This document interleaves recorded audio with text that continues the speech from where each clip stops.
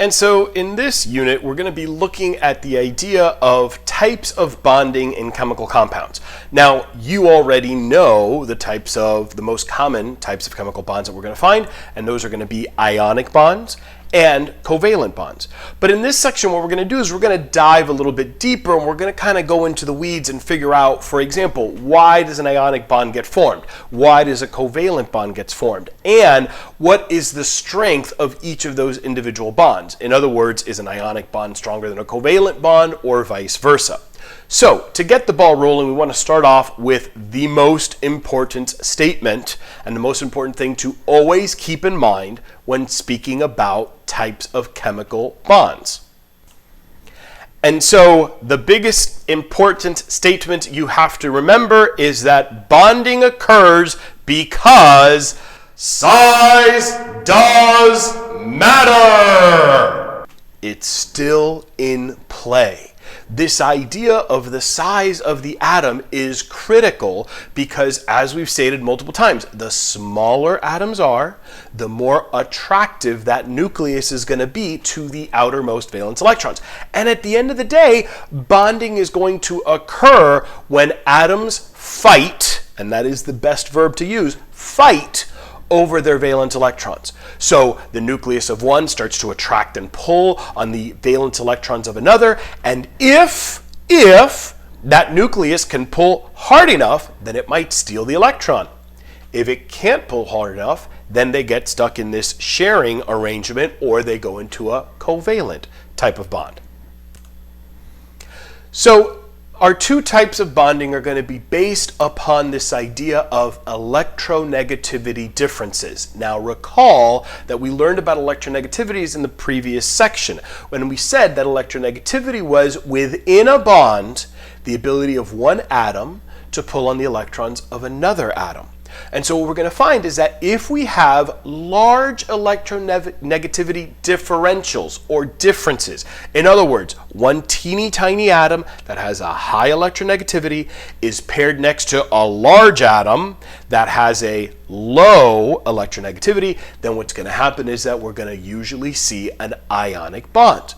If the electronegativities are a little closer together, closer to one another, then we end up seeing some type of covalent bond occur. Again, where no one nucleus pulls and wins a tug of war. So as a result, the electron kind of keeps getting pulled back and forth and back and forth and back and forth, and it doesn't move onto one atom or another atom.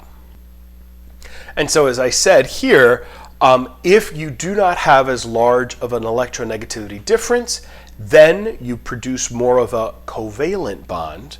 And in that type of covalent bond, again, maybe the electron does get pulled more to one side than the other. If that's the case, we create what's known as a polar covalent bond. We mentioned that in the last section as well. But if the two are just about evenly matched, if both atoms are just as good at pulling on the electron, then we end up producing this non-polar covalent bond. Now I want to start off by talking about ionic bonding because I think between the two, covalent and ionic, I think ionic bonding makes a lot more sense to most students. Like we can all kind of understand this idea of I stole the electron or not, right? So when we talk about ionic bonding, what we're going to be paying very close attention to is this idea of lattice energy. Now, as it's stated right over here, right, what you'll notice is that lattice energy is the attraction that exists or the pull that exists between a cation and an anion in an ionic bond.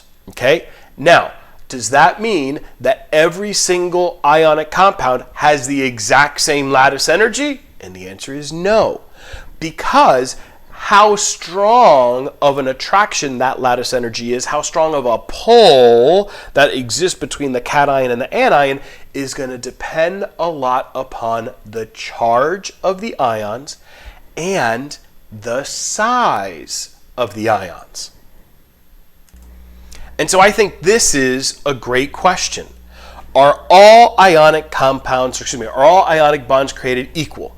And of course, the answer to that is going to be no, right? So let's take a look. Down here, I have 3 compounds that we're working with. They are all sodium compounds. So I have sodium chloride, sodium oxide, and sodium phosphide. All of them contain sodium. Does that mean then that they will all therefore have the same lattice energy? And the answer is no. What I'm going to find is that if I were to start measuring the lattice energy of each of these, is that the lowest lattice energy is going to be NaCl, followed then by sodium oxide, followed then by sodium phosphide.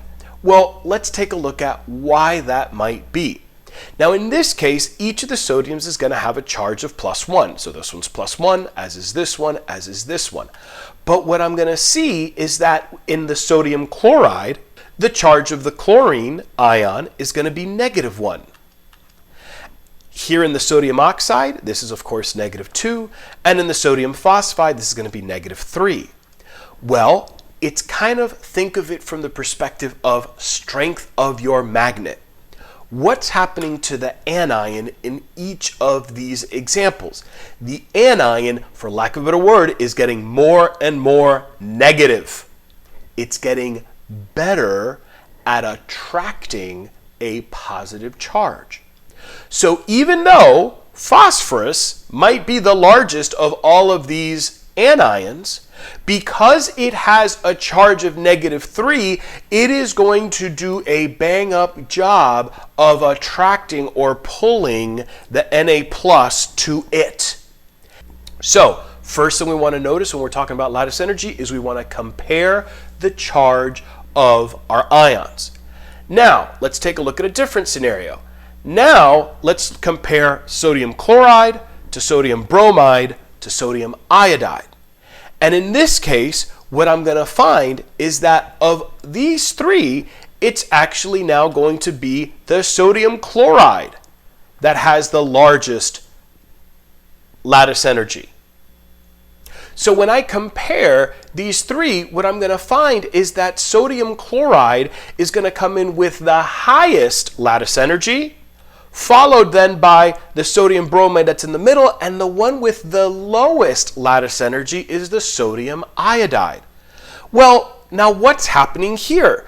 Because if I look at all of these, in every single case, the sodium is +1 and the anion is -1. The halide is always -1. So from a charge perspective, it's always +1, -1, +1, -1. Why then is the sodium iodide have the lowest lattice energy? Why is that the one that breaks up the easiest, quote unquote? And the answer has to do with size of the ions. Because again, let's go back to when you were in kindergarten playing with magnets. If you put 2 magnets close to one another, they are naturally going to attract one another and their magnetic fields are going to overlap a great deal and sink! They come together.